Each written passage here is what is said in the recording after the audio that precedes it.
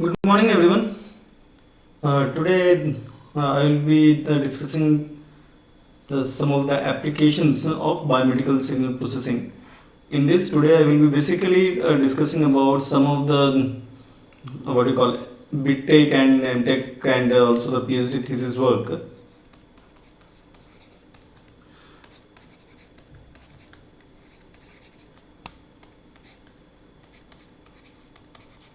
PhD thesis work which has been carried out in my lab on the biomedical signal processing. As I told you, these applications of the signal processing in biomedical industry is huge.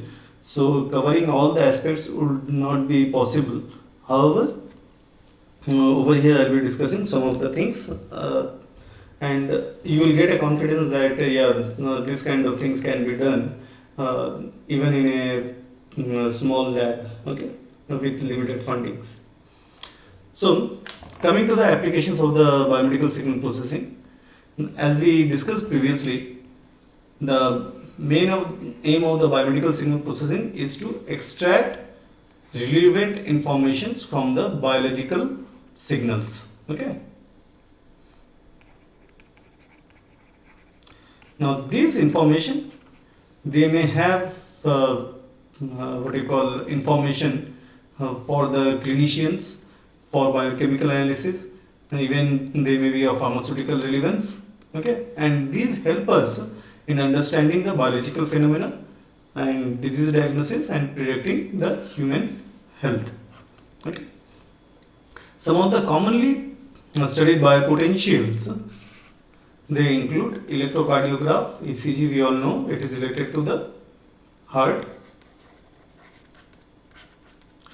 Then electroencephalogram, it is related to the brain signals.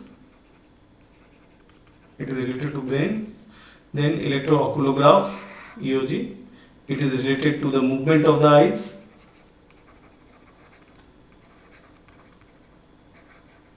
Okay. Electromyogram, these are related to the muscles. Then speech signals, when we talk, they are also regarded as the whatever the words we are pronouncing, they are regarded as the speech signal.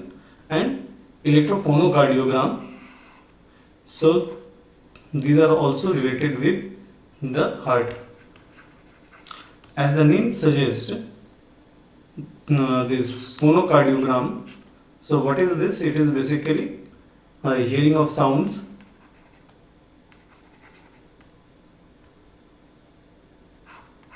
Okay, of the heart.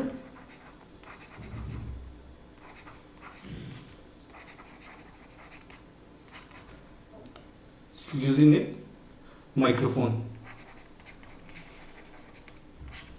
Okay, so the phonocardiogram helps you in understanding the sounds of the, or in the capturing, not understanding, in the capturing of the heart sounds, and from there what it does, by listening to the sound profiles, the doctors can make the diagnosis of the heart, okay.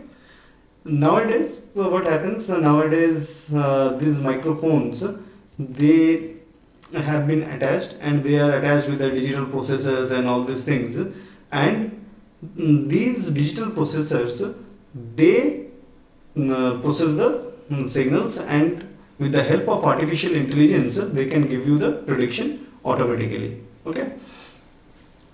Then we have this processing and the analysis of these types of signals. They are used for health monitoring, designing of rehabilitative devices, and evaluating the treatment outcome, okay. So if you see over here, we are having so many types of biomedical signals which are available, okay, and by capturing these signals and then by processing these signals, you can achieve different types of activities, okay. So you may use it for understanding the diagnosis of a disease, okay. You can try to understand by analyzing those signals whether the human is having some disease or not. So diagnosing a disease means already a disease has happened, and then you are trying to analyze it, what disease it is. Whereas predicting the human health means, in many cases you will find that you have a person is having no symptoms, okay, however he is suffering from disease. Say for example, one common example is kidney damage.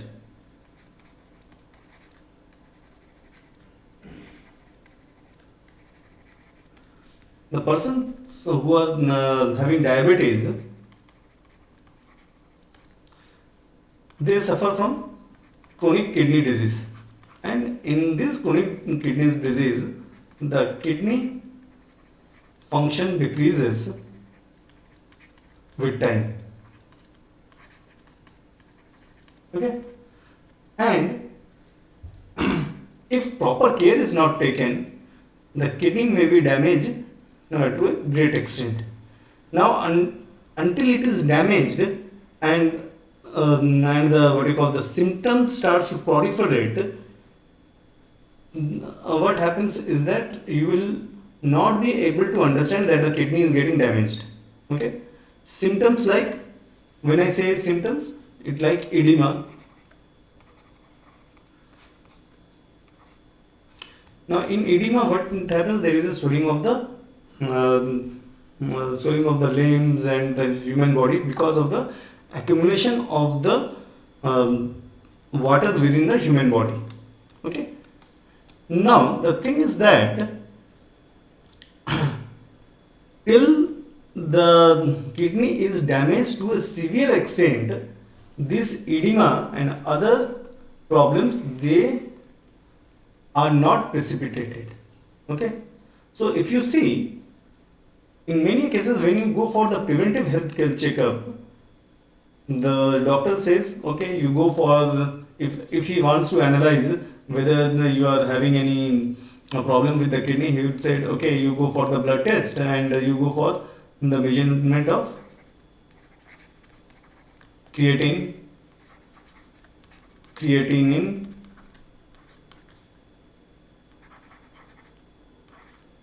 urea, nitrogen, etc. Okay. Now, if you see there is a slow accumulation of these toxic compounds within the body, then urea, nitrogen, okay, nitrous compounds. So if these compounds, they start accumulating in the human body, that gives an indication that up to what extent the kidney is damaged, okay. So what happens is that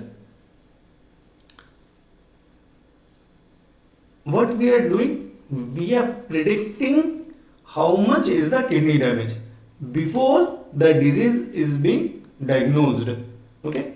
Because as I told you that if the disease, when we say that the person is having this chronic kidney disease, but this disease is silent, one may not know that this disease has happened, okay. Now how much damage it has happened, in this case we are talking about that we can measure the blood creatinine, urea, blood nitrogen and all these things, and from there we will be predicting that what is the extent of the kidney damage. Similarly, suppose I have some heart disease, so in a non-invasive manner what do we have? What I have? The electrocardiograph, and by analyzing the electrocardiograph I can predict that the patient may be suffering from a specific heart disease.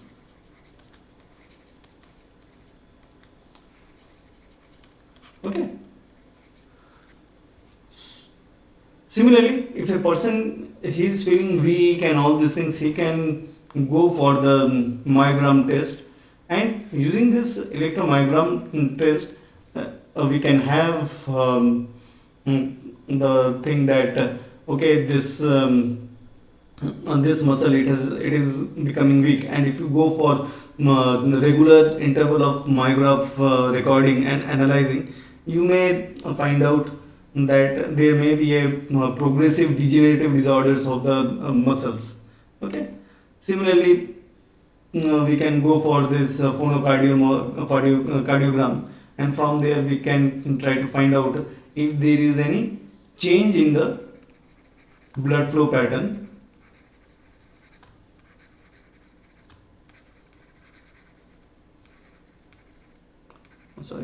Blood flow pattern within the heart.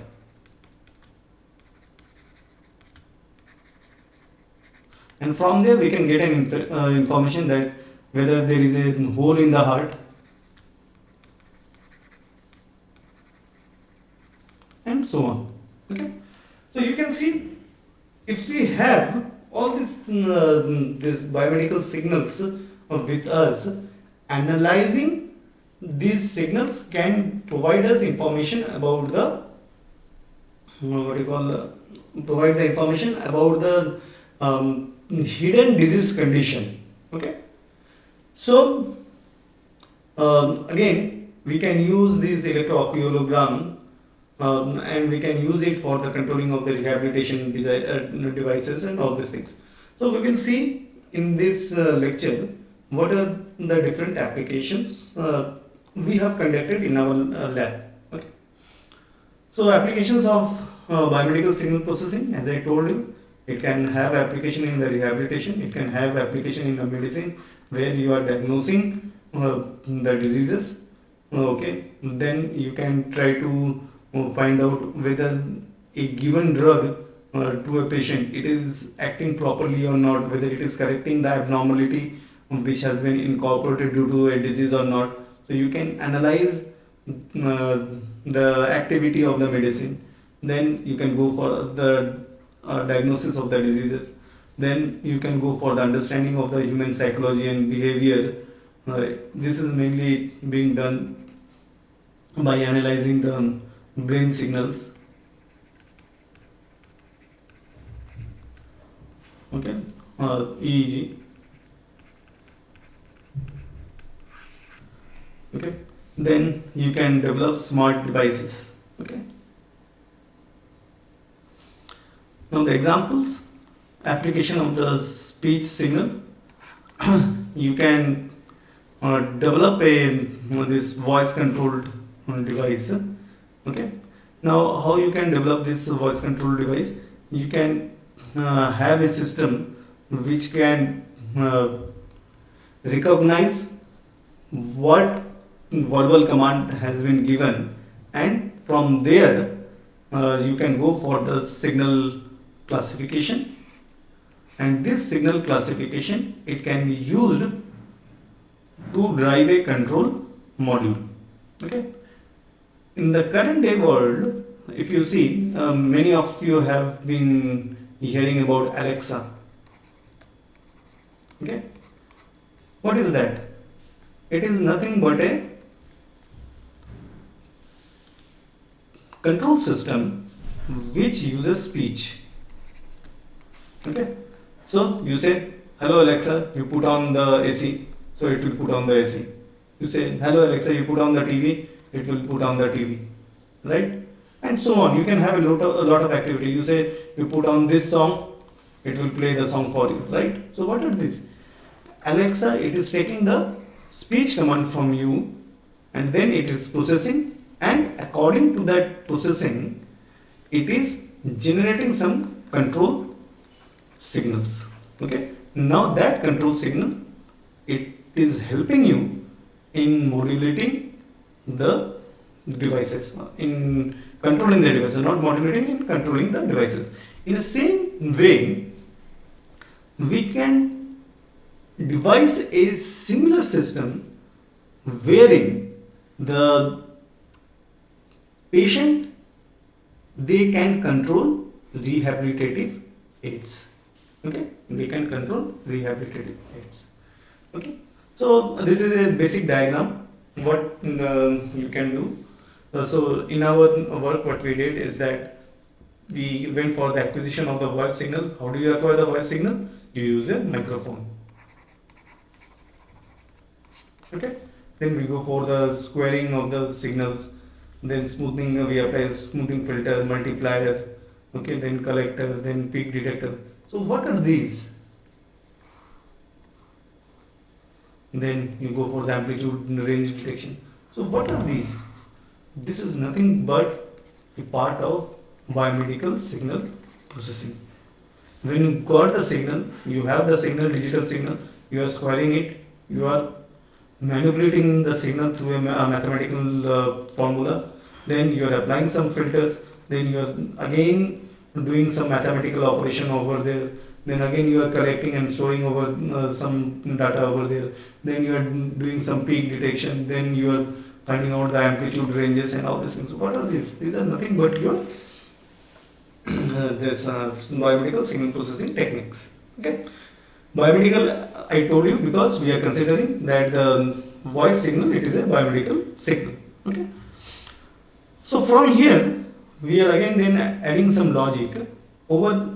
Why you want to have a logic? We want to have a logic because suppose a person is normally talking, okay, is having a microphone over here, and this microphone, it may be used to control a rehabilitative device. Okay, so now it is already attached to the human body, or it is near to the mouth of the human body.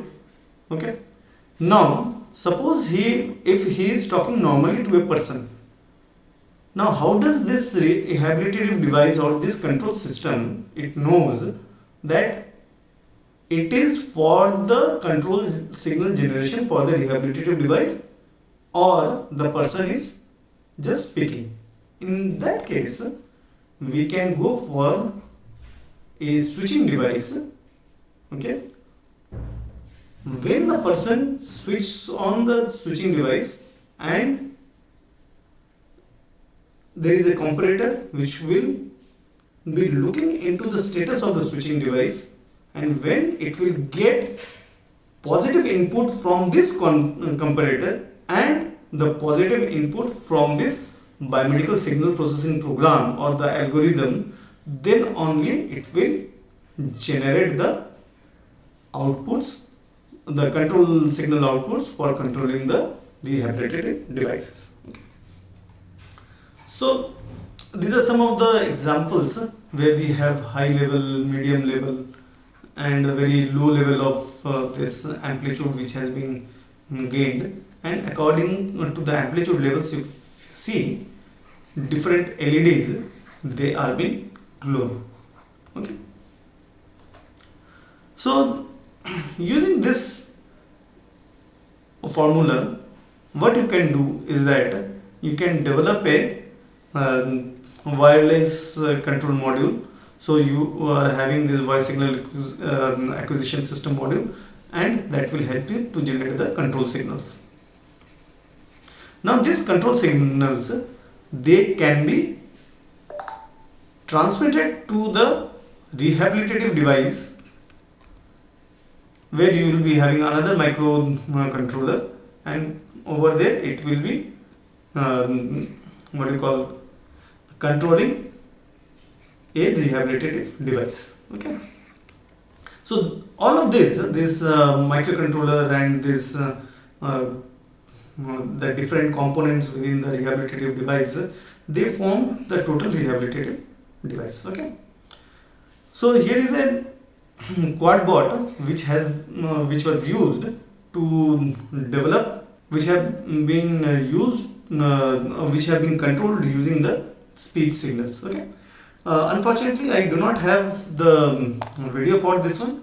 However, there is a demonstration which is related to this type of application. I will show you that one. Activate base left,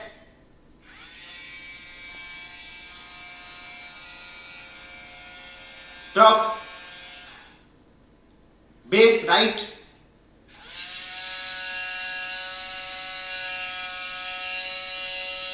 stop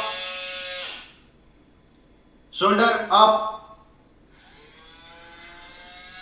stop, shoulder down, stop, elbow up,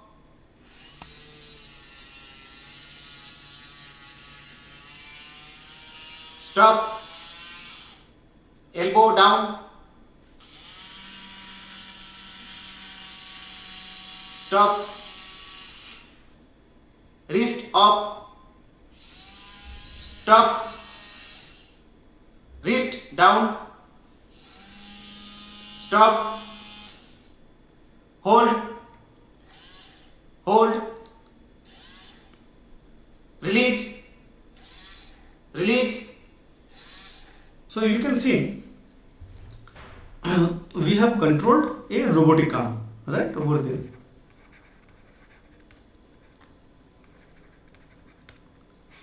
So what does this robotic arm do? It is having a series of servo motors. So whether the series of the servo motors they are connected to the quad bot or it is connected to a robotic arm, it doesn't matter basically. What it matters, how you are programming your microcontroller to control these servo motors. So accordingly, you can see by just applying or using these speech signals, we can control various rehabilitative devices. Okay. Similarly, this application of speech signal, it can be used for controlling home devices, and we can call it voice controlled home automation system. Okay. Now this kind of systems, just like Alexa, it can be used for helping various physically disabled persons. So there will be a D, physically disabled persons, to control different electrical appliances within the house. Okay.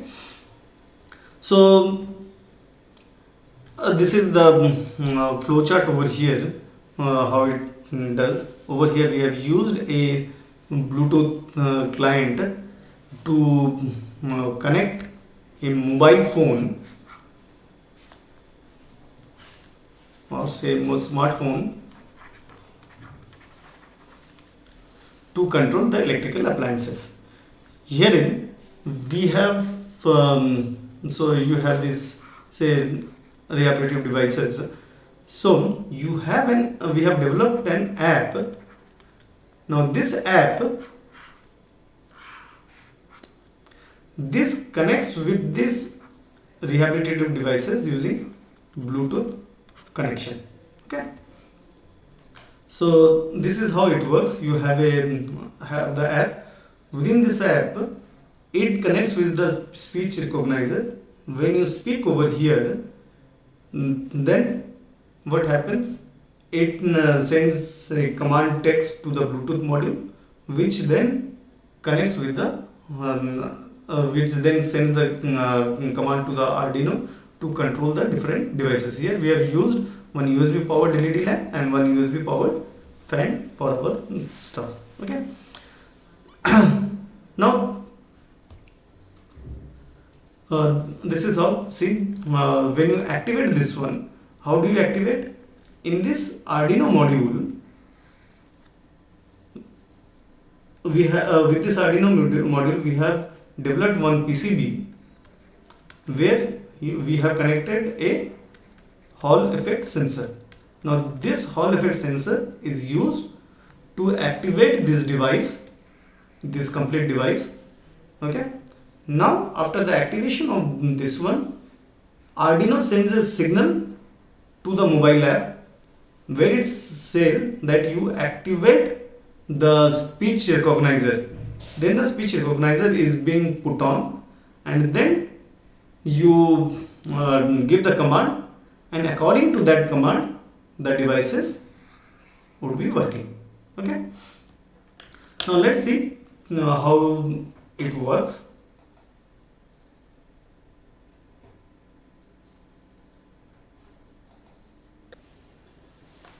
This is a prototype voice controlled home automation system designed for locomotor disabled subjects.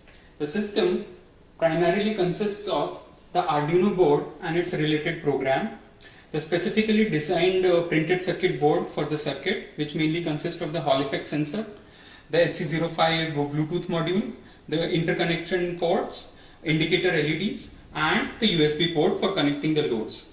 It also consists of the Android app specifically designed for this application. How the system works is that when I move a magnet in the vicinity of the Hall effect sensor, it generates a signal which goes to the Arduino board. On receiving this signal, Arduino board issues a command which goes to the Android app via the HC Bluetooth module. On receiving this command, the Android app launches the speech recognizer, and now the subject can speak his command into the app. This command is then converted into text, and this text is again sent back to the Arduino program via the HC05 module. Here the Arduino program ascertains what command has been received and then takes the corresponding action. We should have a small demonstration.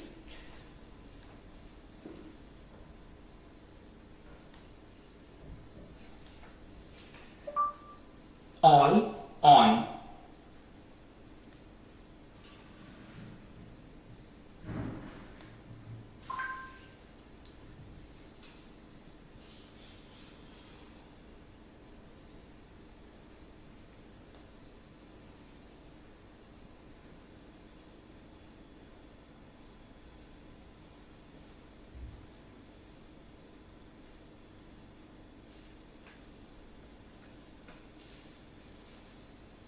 As we can see, on activating the system and giving a command, the system recognized the command and the loads were made on.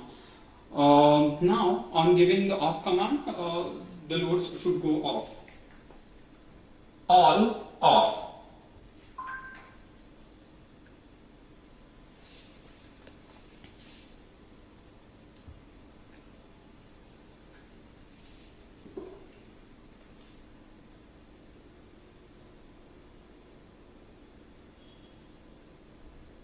So you can see, using this speech recognizer, this voice signal, we can also devise our own systems which can help us in automating the different things. Now, depending upon our applications for the disabled or the differently abled person, we can design different types of utilities which can help them in improving their lifestyle. Then application of the EOG signals. So EOG based human machine interface control system can be used for motorized wheelchair. Instead of the motorized wheelchair, in our case we have developed one robotic vehicle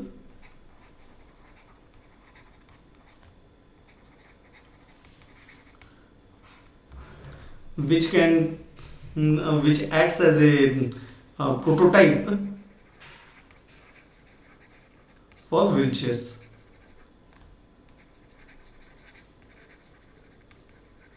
Okay. So what happens? Initially there is a generation of the EOG signal, then EOG signals are captured by the electrodes, we do the filtering and amplification, then you do some signal processing and classification, and then the control signals are used to control the rehabilitation aids. And in this case we are controlling the robotic vehicle for which is acting as a prototype for the rehabilitative aid. So these are the different system organization based on which we are doing this control signal generation to control the wheelchair modules. Okay. So here is an example. So initially we tested whether our system is working or not by using this LED light systems. Okay. So you see when he moved his right, one LED was glown, when he is moving his eyes left, another second LED it glows. When he moves up his eyes, then third LED glows. Then when he puts his eyes downwards, the fourth LED glows, and lastly when he blinks, the last LED glows. That means when we are doing this processing is helping us in generating some control signals, and these control signals, they can be used to control some devices. Okay, so let's take up a demonstration. Start.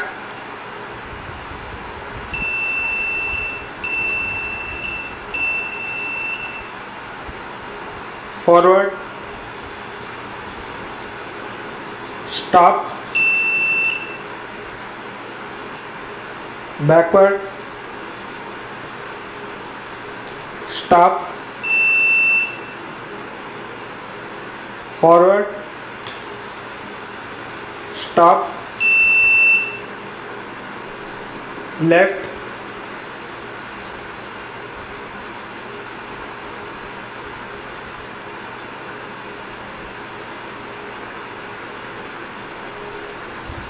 Stop. Right.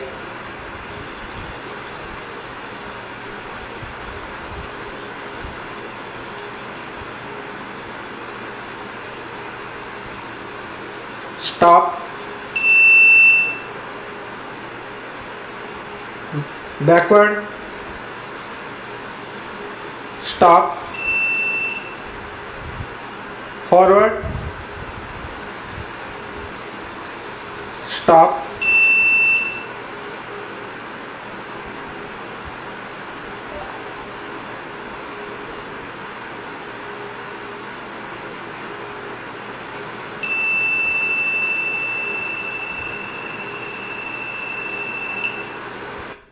You can see through this demonstration that just by moving our eyes, we are able to generate some control signals, and those control signals, they can be used to modulate the what do you call, any rehabilitative devices. Whether we talked about this voice controlled home automation, you can make it EOG controlled home automation also, right?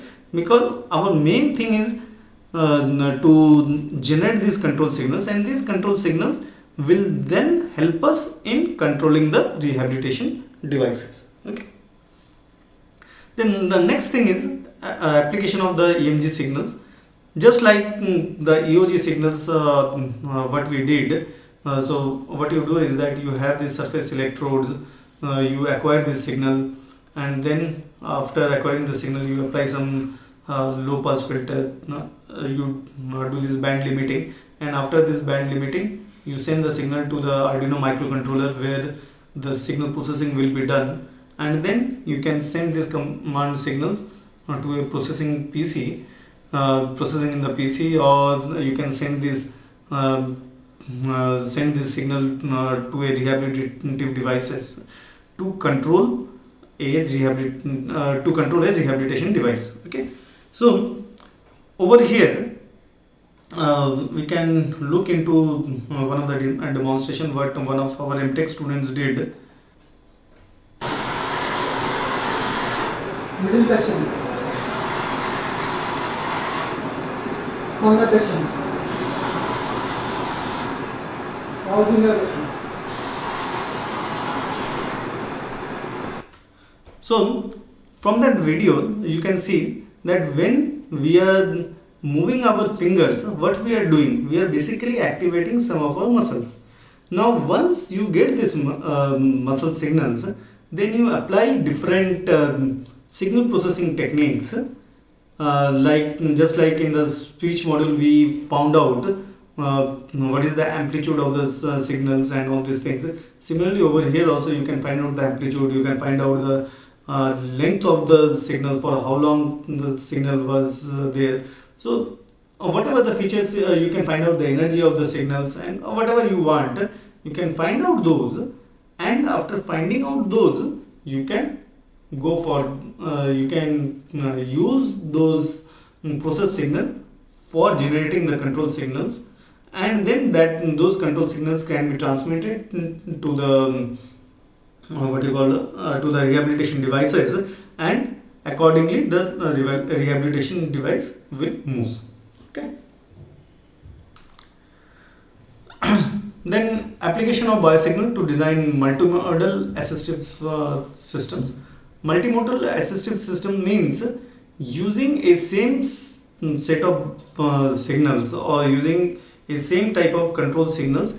You are trying to control more than one rehabilitative devices.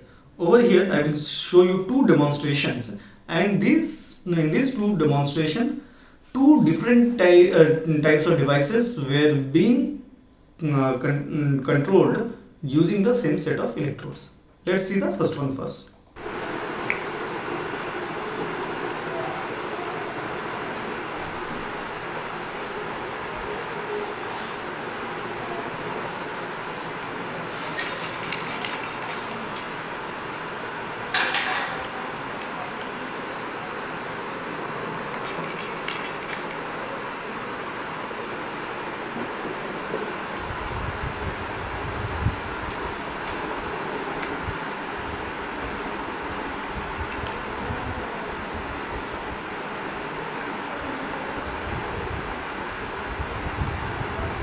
Activate.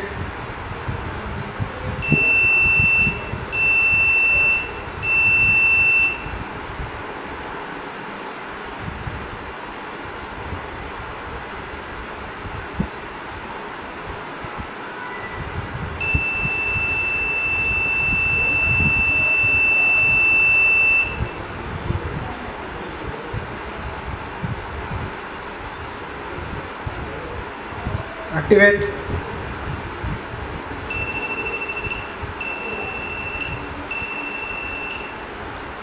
Forward.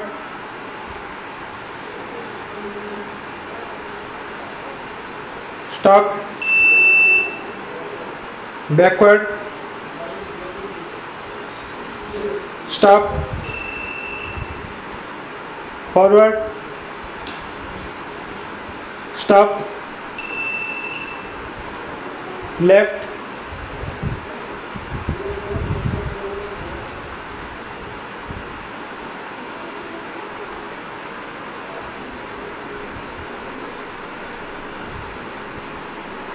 Stop. Right.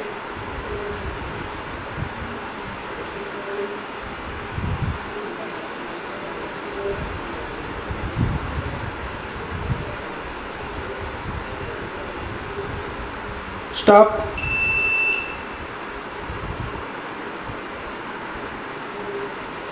Backward.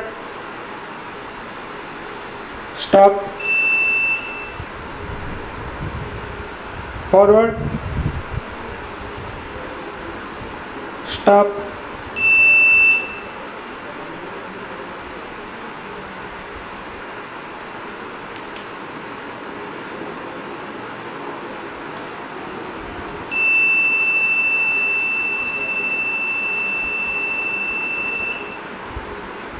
Now I will, if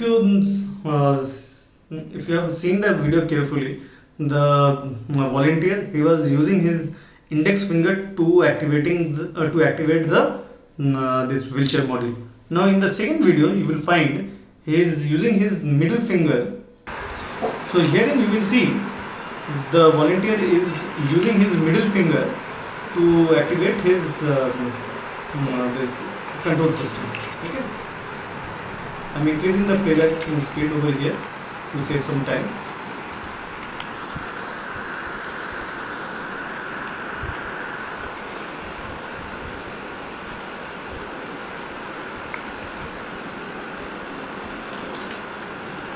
Now the login is successful. I have to enter the contact details.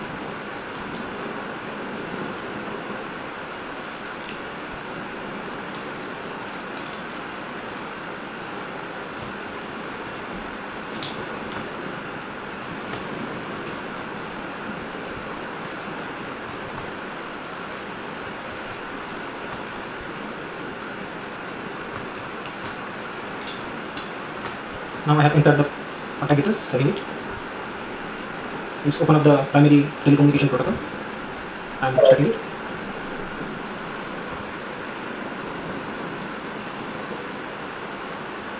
Call. Now the process of calling has been started. Let's see the incoming call.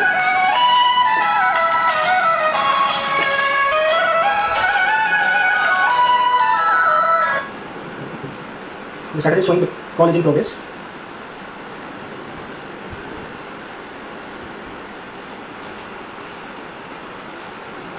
Now the call has been ended.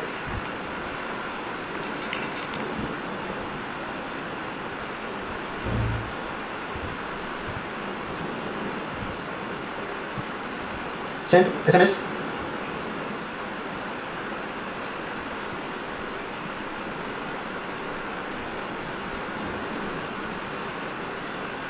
This one the message has been sent. You can see the incoming message.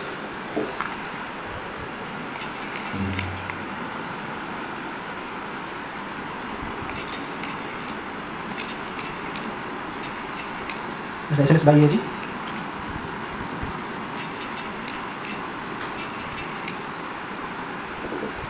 Now I will intentionally call the patient from an external mobile to his number.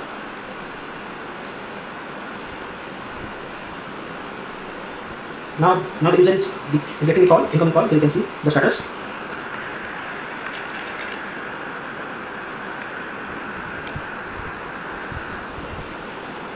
Answer the call. Now the call has been answered and this is in progress.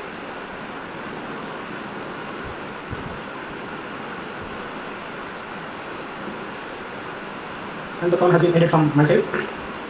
Now I will once again make a call to the patient. Here is again the incoming call.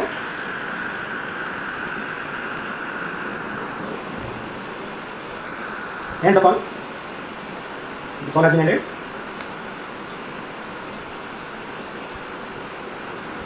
Now send email. Now the process of sending email has been started.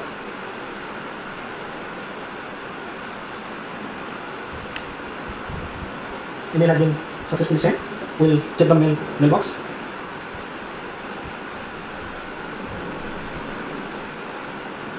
Here you can see the incoming email.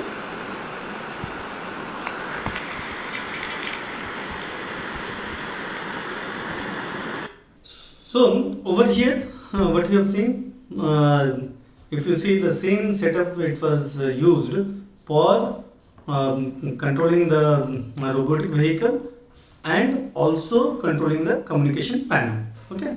Now this is how you can develop a multimodal assistive system. Now these multimodal assistive systems, it can allow the patients to control multiple types of rehabilitative devices. Okay.